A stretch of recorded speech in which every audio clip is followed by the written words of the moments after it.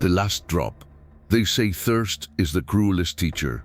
I learned that lesson on a coral island whose name most people can't even pronounce.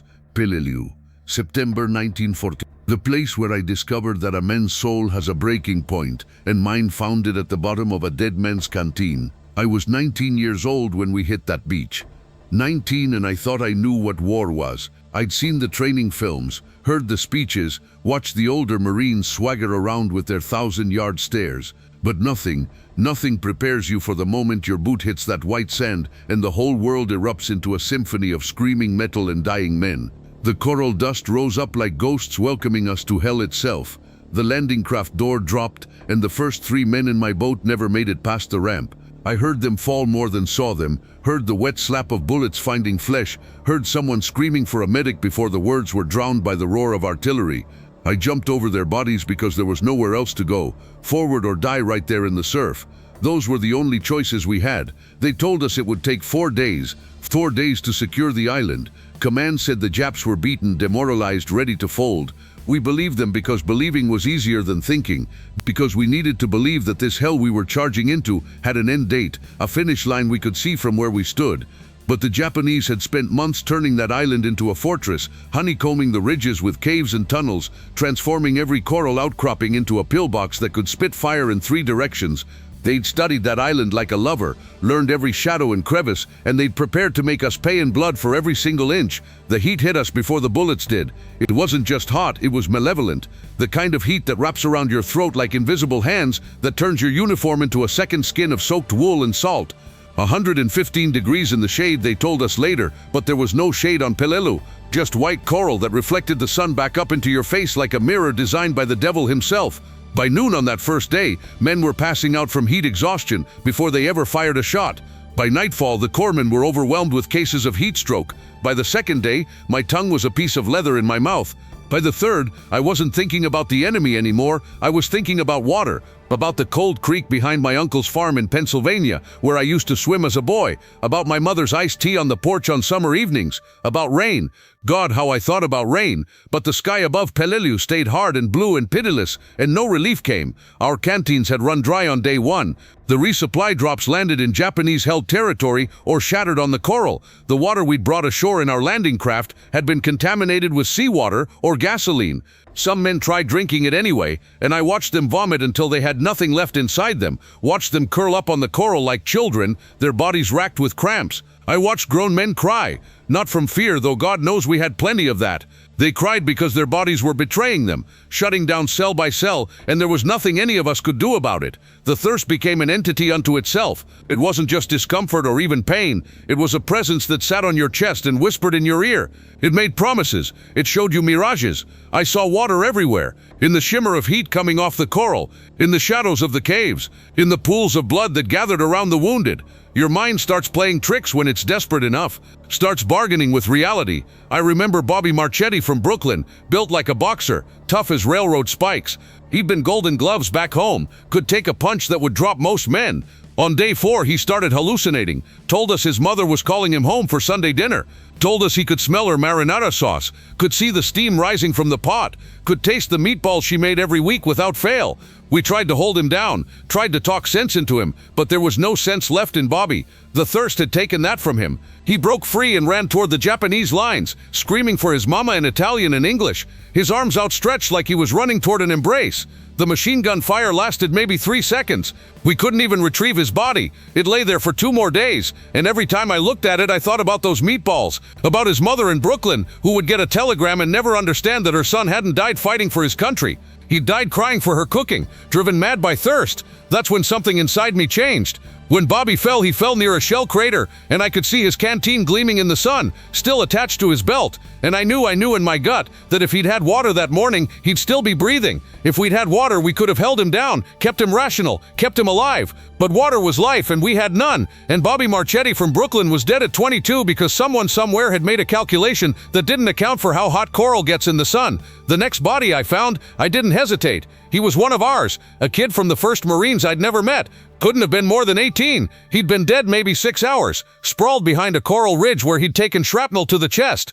The flies were already gathering, that awful green-black cloud that followed death across the island. His eyes were still open, staring at nothing, and his mouth was twisted in a final grimace. I knelt beside him, and my hands moved before my conscience could stop them. His canteen was half full. I unscrewed the cap and the smell hit me, stale metallic, warm as blood. There was something else in it too, something I didn't want to think about. But it was water, maybe a pint, maybe less. I tilted it back and drank, and in that moment, I stopped being the boy who'd left Camp Pendleton with dreams of glory.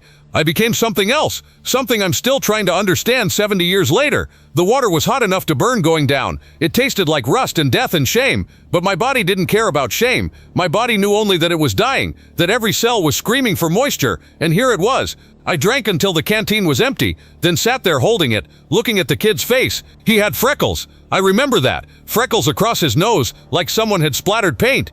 I wondered if he had a girl back home, if his mother packed him cookies before he shipped out, if he'd been scared when the shrapnel hit, or if it had been quick enough that he never knew.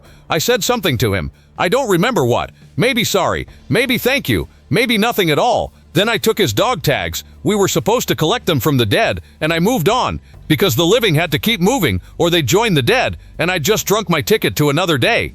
You think you know who you are until survival strips away everything you thought you believed. Honor, dignity, humanity, those are luxuries.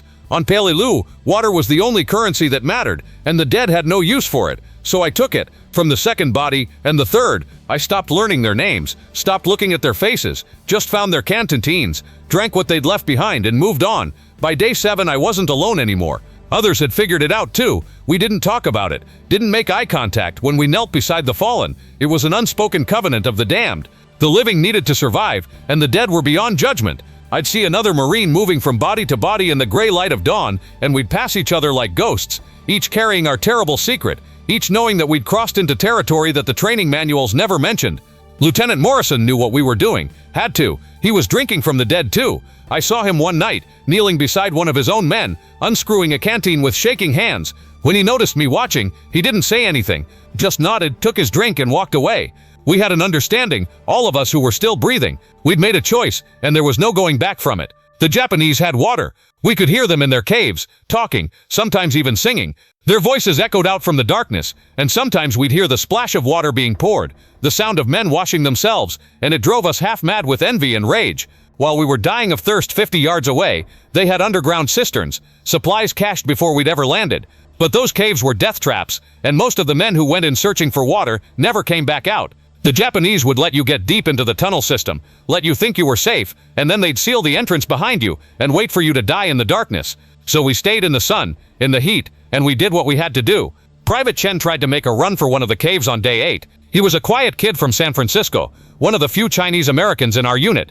He'd faced enough prejudice stateside that you'd think he'd earned the right to be bitter, but he never was. Always had a smile, always shared whatever he had.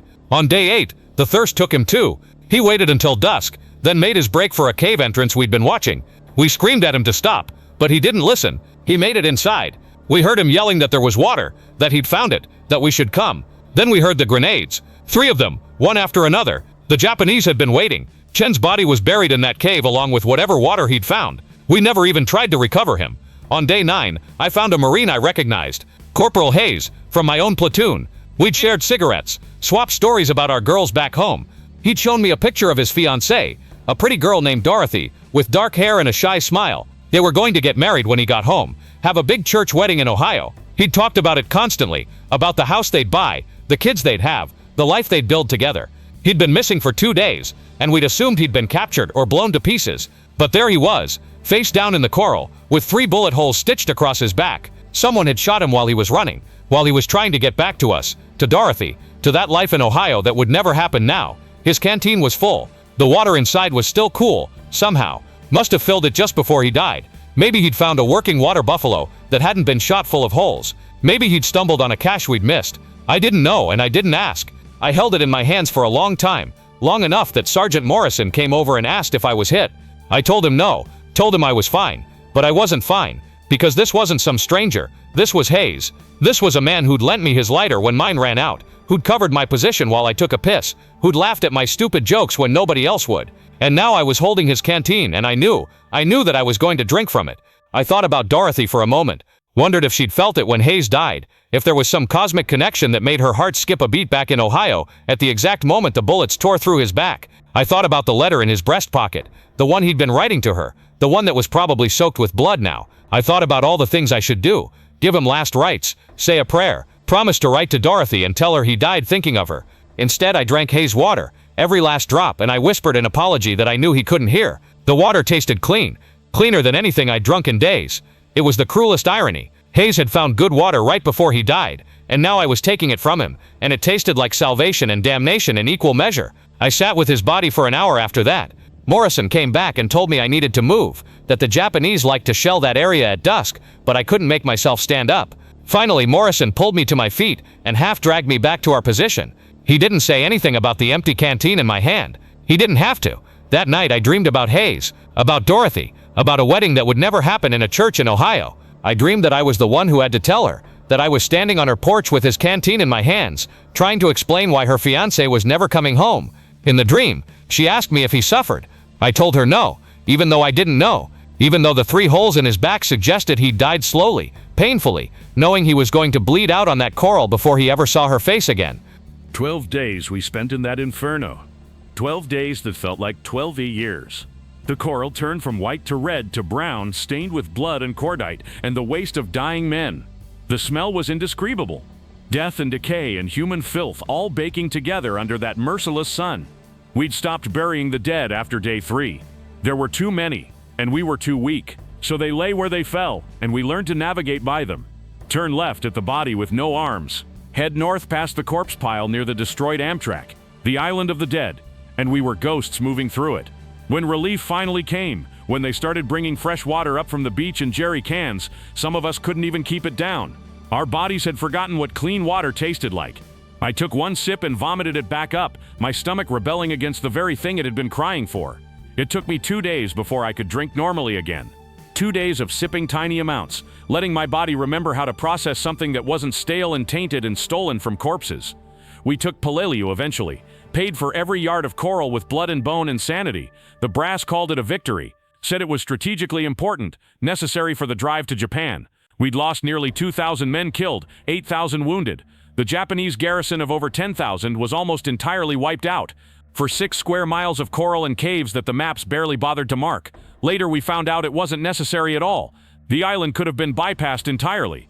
The strategic value was negligible. All those men, all that suffering, Bobby Marchetti calling for his mother, Private Chen dying in a cave, Hayes bleeding out with Dorothy's picture in his pocket. None of it had mattered. The admirals and generals had made their calculations and decided Peleliu was expendable. They just forgot to tell us that we were expendable too. I came home in 1945, got married, had children, built a life that looked normal from the outside. I worked in a factory for 35 years, came home every evening to a wife who loved me, raised 3 kids who never went hungry, never went without. I did everything right, went to church on Sundays, coached Little League, paid my taxes, voted in every election. I became exactly the kind of citizen they said we were fighting for. But I carried Peleliu with me in ways I could never explain to my wife, to my kids, to anyone who hadn't been there. My wife, God rest her soul, she tried to understand. She'd wake up when I had the nightmares, hold me while I shook, wipe the sweat from my face. But she never asked what I dreamed about. I think she was afraid of the answer. And I was grateful for that mercy, because I could never have told her the truth, could never have told her that I survived by drinking from the dead, that I took from men who could no longer refuse, that I carried the weight of 12 canteens like stones around my neck. Sometimes, even now, I'll be drinking a glass of water at my kitchen sink, and I'll taste coral dust and death, and I'll see their faces. Bobby, Hayes, that kid with the freckles whose name I never knew, all the others whose water kept me alive. I'll see Chen smile before he ran for that cave. I'll see Morrison's hand shaking as he unscrewed a dead man's canteen. I'll see Lieutenant Paulson, who shot himself on day 10 because he couldn't bear it anymore. Couldn't bear ordering men to advance when they could barely stand. Couldn't bear watching them die of thirst while he drank from the same dead they did. My grandchildren ask me about the war sometimes. They see the few photographs I've kept, the medals in the drawer, the old newspaper clipping about our unit's return.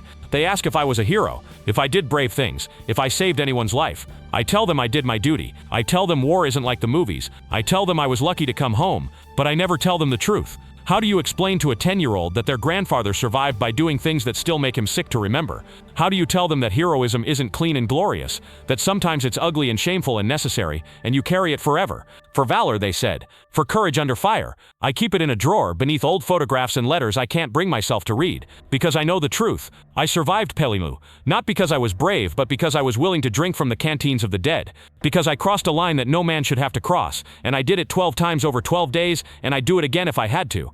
That's the part that haunts me most. Not that I did it. Not even the shame of it. But the fact that I'd do it again. If you put me back on that island, back in that heat, back in that hell, I'd make the same choice. I'd take the water from the dead, because the alternative is dying, and something in me, something primal and uncivilized and utterly human, refused to die, still refuses, even now at 93, even now when death would be a mercy and a relief. That's what war really is. Not the glory in the newsreels, or the flags waving at parades. It's the moment when you realize you'll do anything to see one more sunrise. And the terrible knowledge that once you've made that choice, you can never go back to the person you were before. The boy who boarded that transport ship in San Diego with clean hands and clear eyes died on Peleliu. He died the moment I drank from that first canteen. What came home in his place was something else entirely. Something that looks like a man, talks like a man, builds a life like a man, but carries a darkness inside that never sees the light of day. I'm 93 years old now. I've had a good life, a long life. Longer than Bobby, longer than Hayes, longer than Chen, longer than the thousands of men who died on that island, and the millions who died in that war.